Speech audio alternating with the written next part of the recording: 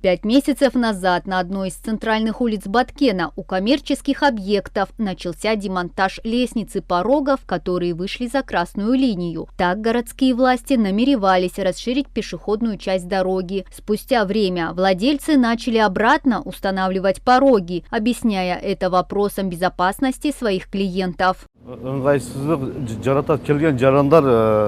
Людям, особенно пожилым, очень неудобно переступать через такой высокий порог, поэтому мы были вынуждены что-то придумать. Вот поставили кирпичи, сделали хоть какой-то порог, по-другому никак, надо работать. На улице сложилась неоднозначная ситуация. С одной стороны, горожане рады, что тротуары станут шире, а с другой стороны говорят, что входить и выходить из аптек, магазинов и банков стало неудобно и травмоопасно.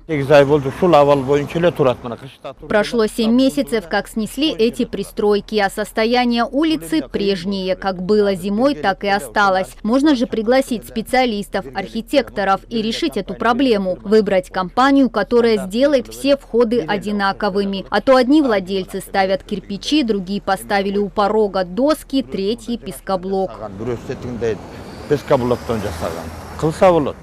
Мэр Баткена Темирболот Абыкеев подчеркивает, что работа по улучшению дорожной инфраструктуры продолжится. Также он затронул проблему нехватки парковочных мест. По его словам, из-за отсутствия парковок на улицах у торговых центров возникают пробки.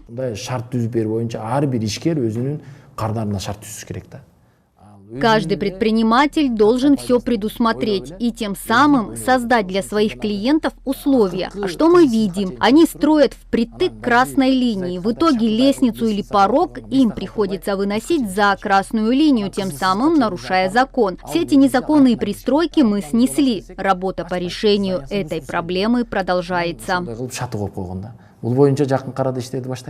По данным муниципалитета, на 4 городских улицах было выявлено более 150 незаконных пристроек, которые пересекают красную линию. 56 из них были демонтированы. Все владельцы объектов заранее получали предупреждение об этом. Мадина Низамова, Адылора Залиев, Таты Бюбюкин Джиакунова, Эльтер, Баткенская область.